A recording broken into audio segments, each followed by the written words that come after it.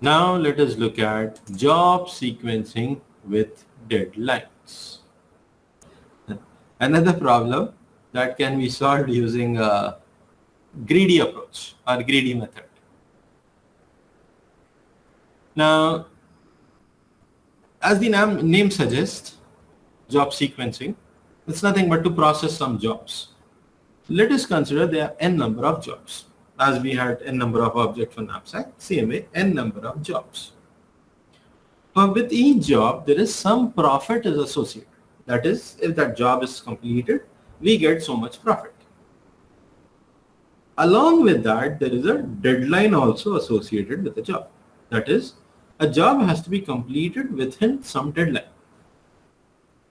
For example, if we take this, my class, what is going on. Now, a job is a class. That's my job, to take a class. What is the deadline I have? Deadline I have is till 1 p.m. because this class ends at 1 p.m.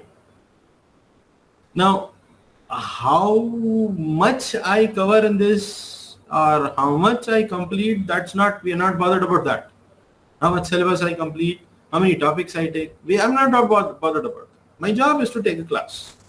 The same way there is a job, this is a process that has to be. And that process has to be completed till a deadline. I cannot move beyond this deadline. And there is a profit associated. If I complete that job, I get some profit.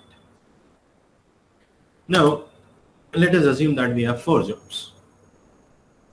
P1, P2, P3, P4 is the profits for job P1, P2, P3, P4. So 100, 10, 15, and 20. Then each one has its deadline associated. That is 2, 1, 2, 1. That is what for each deadline for each job. Now this deadline, it doesn't have any weights. Let's consider it's 2 a.m., 2 p.m. like a time, some time, 2 minutes, 3 minutes, 1 minute. So there is a deadline that a unit of time to which our job has to be completed. So let us fill this up in a table here. Now, there are certain constraints here. Constraints are each job to complete will take a unit of time. So here, J1 job deadline is 2 means it doesn't mean that it will take 2 units to complete. J1, J2, J3, J4 takes 1 unit to complete, but it should be completed by in some timeline before till 2 units. We will come to that part. We will use a timeline and we will look at it. Then only one machine is available to process these jobs. So if job 1 is getting processed, at that same time job 2 cannot get processed. So there's only one machine available, and at a time only one job can be processed. The objective is to earn a profit. So if the job, if it can be completed by its deadline on the machine, then only a profit is earned. And feasible solutions would be a subset of these jobs, with the constraint that those jobs are completed within its deadline. So how much will be the profit we get for a feasible solution if the jobs are completed by deadline? What we get is summation of the profits of not all jobs. What we have, only those jobs that can be completed by its deadline. Profit of only those jobs will give us the feasible solution. Now the problem is, that is, the objective is to earn maximum profit by completing jobs within their deadline. Job cannot exceed its deadline. So within its deadline, a job has to be completed. So again, it's a maximization problem. what we have to do is we have to maximize the profit earned. We need to maximize the profit earned. Now let us try to solve this problem. Now I have a table here which says feasible solutions and the processing sequence, that means which job is scheduled first, which is scheduled next, and what is the profit earned for that feasible solution. Now let us look at the timeline. We have the timeline till 2. So let us consider this on a scale. Let us consider this as 12 noon, 0th time, then 1 p.m., 2 p.m. So 2 p.m., 1 p.m. is the deadline. Now, job takes 1 unit of time. Job takes 1 unit of time to complete. And jobs has to be completed before its deadline. So, remember that I told you, deadline doesn't mean that job 2 will take 2 units of time to complete. Job 1 will not take 2 units of time. Job 2 will not take 1 unit of time. Job 3 will not take 2 units of time. Their deadlines are 2. That is, by 2 p.m. that job has to be completed. Or by 1 p.m. that job has to be completed. But all jobs takes only a unit of time to complete. Let us look at first solution. Can we schedule a job from starting, that is 0 to 1, job 1? Yes, we can. Because deadline is 2 and it is completed before its deadline. We can schedule it. Then what is the next job that can be scheduled? Can we schedule job 2? No, we cannot. Why? Why not? Because job 1 is scheduled. So job 1 is processing till 1 p.m. and job 2's deadline is 1. So job 2 cannot be scheduled here because it exceeds its deadline. It has to be completed before 1 p.m. So job 2 cannot be scheduled. Can we schedule job 3? Yes, we can schedule job 3 because its deadline is 2. And we still have a slot remaining to schedule from 1 p.m. to 2 p.m. Job 3 can be scheduled. Can we schedule job 4? No, because job 4 has deadline 1. And where job 1 is already scheduled. So job 4 cannot be scheduled. So what is the feasible solution? Job 1 and job 3. And what is the sequence of processing? First job 1 is processed, then job 3 is processed. So sequence is also same. How much profit is earned? Profit is summation of profits of the jobs which are there in the feasible solution. So J is the feasible solution here. Who are there? J1 and J3. So J1 is 100 profit plus J3's profit is 15, which gives us 115 as the profit. Now let us look at another solution. Another feasible solution. Can we schedule J2 here? J2 has 1 deadline. So yes, I can schedule J2 between slot 0 to 1.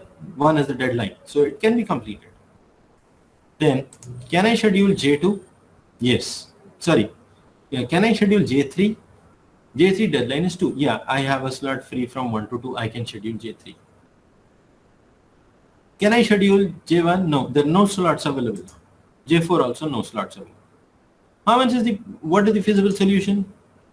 J2, J3, job 2, J3. And what is the processing sequence? It's the same. First job 2 is scheduled, then job 3. How much profit is earned? 10 plus 15, which is 25. So if we schedule J2 and J3, only 25 units of profit will be earned. Then what is the next one? Can I schedule job 1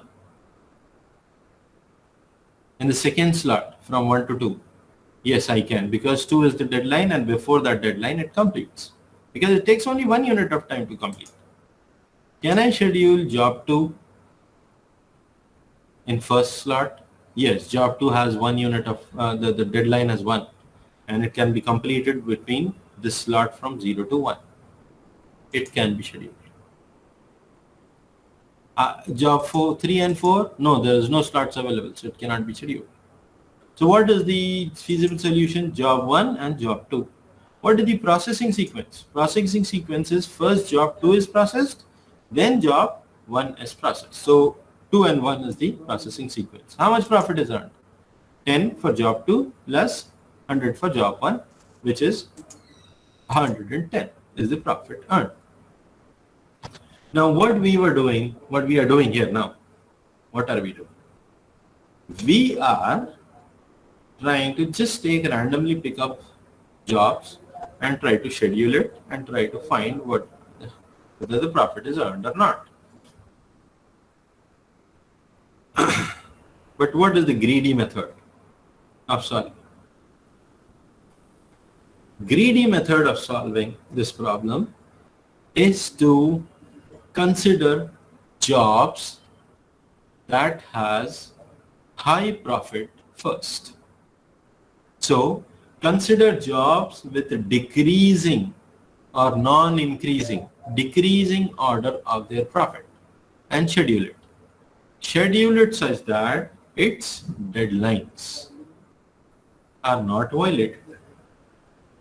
So what we will do is, who has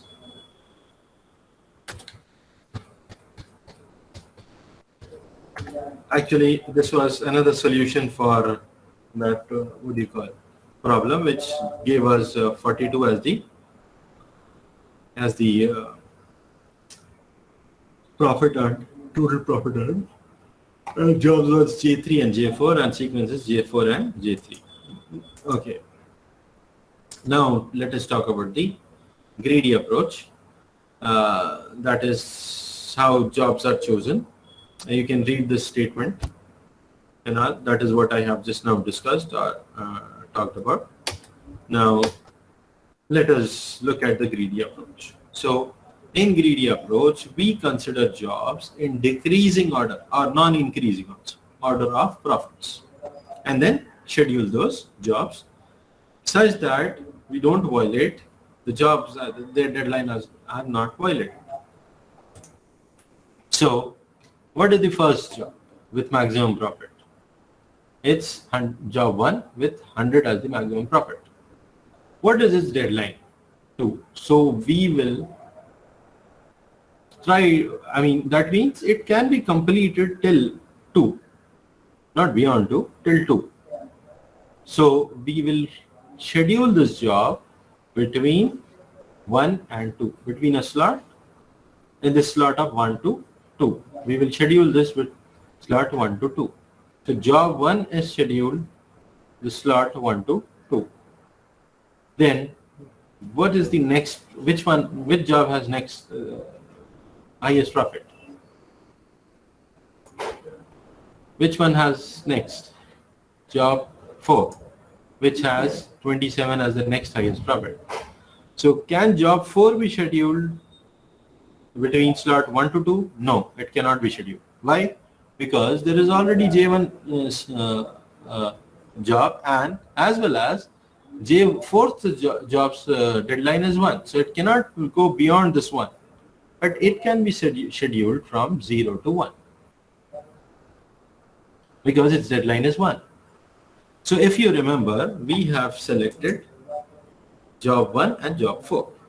And if you remember, we have what we did is, we selected job 1 first with the maximum profit. That job 1 could have been scheduled from 0 to 1. But if we would have scheduled job 1 from 0 to 1, then job 4 would not have fit in the slot of 1 to 2 because job 4 has deadline 1. It has to be completed by this deadline. It cannot go beyond this. So what we do in greedy approach is, apart from selecting the jobs with the highest profit, or apart from considering the jobs in the decreasing order of profits, we also try to schedule those jobs from the available slots which are there from their deadline, from their respective deadline. So we schedule job J1 first, then we schedule the job J4. So J2 now cannot be scheduled because there is no space, no slot available. J3 cannot be scheduled. So profit which is earned is 27 because 27, profit which is earned is 27 summation of profits of J4 and J1, that is 27 plus 100, which is 127. And this will give us the maximum profit because of the greedy heuristic which we have used, or the greedy approach which we have used. So a feasible solution will be job 1 and job 4. And the processing sequence is job 4 and job 1 because job 4 is scheduled for job 1. Maximum profit earned is 127. So this feasible solution of J1 and J4 is the optimal solution. So this is how job sequencing, the problem of job sequencing with deadline is done. Whew. Now let us look at the greedy algorithm for this job sequencing deadline.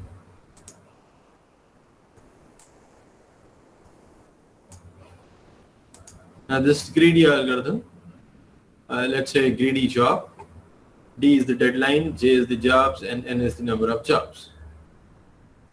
Now the jobs are obviously here also. We assume that the jobs are selected, not scheduled. Given input to the algorithm in the decreasing order of their weight. Decreasing order of their weight, that is the greedy approach we are using. Decreasing order of their weight. And then first job is selected, J. J is the actually will be the solution, feasible solution actually. Which jobs are there? So one means the first job is selected, and then from second to last job, we check if all jobs in a union of this can be completed by their deadline. If they can be completed by their deadline, then perform the union operation and add that I to the J, the solution. So then finally the J, which is returned or which is passed as the parameter, will contain the list of the the jobs. Excuse me, or the sequence of the jobs that is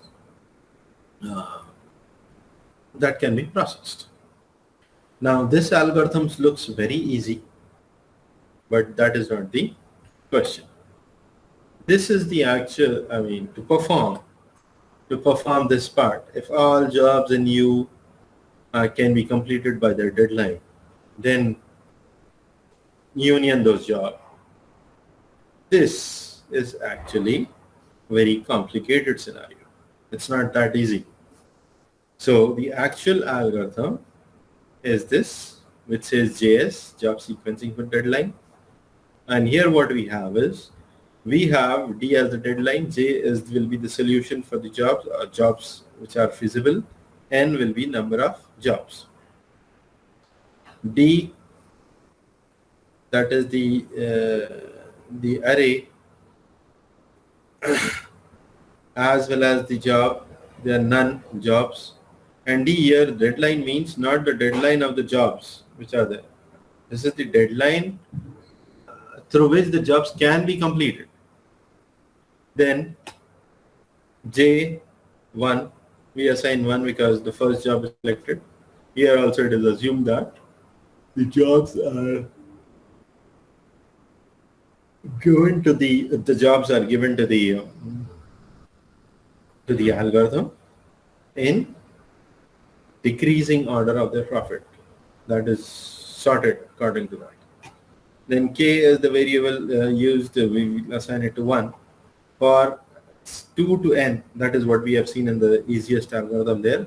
2 to N, we will take a variable K, this is a temporary variable R which is assigned. While deadline of this job is greater than DI, the deadline which is available, and this deadline is not equal to R, means the slot is not filled. Then reduce R. So we start from the last. Where did we put J1? The last slot of its deadline. Then if this is not full, we move, if this is full actually, we move to the left position. So R equal to IR minus 1. We are decrementing the slots. R is just like a slot. Then if that job, if the deadline what we have for the job is less than the deadline and is greater than the actual deadline is greater than, then that means we can fill that job. So what we do, we start with K, we use another loop and we start with K and move step backwards, filling all the slots with the jobs. So at the end when this all the filling is, so this while loop, first while loop is done to check whether a slot is available, starting from the rightmost going to the leftmost part, depending upon the deadline of the jobs. That is what is this D array. Then we will check if that can be filled, or we will check if there are other jobs that can be moved. That is what we are doing here, and then ultimately schedule the job. So this algorithm, there is a for loop. This is going to run for n times. This while loop at most will run for n times. And this is an if condition. Within this we have a for loop. So at most this also may run for n times. So while and for, these two are not inner loops. They're not nested loops. But for 2 to n and while is a nested, as well as for. For and for is nested. So this will run for n times, this will run for n times. So ultimately the complexity of this solving this is O of n square in the worst case. So O of n square in the worst case. That is the what do we say? That is the worst case time complexity of this job sequencing with deadline algorithm.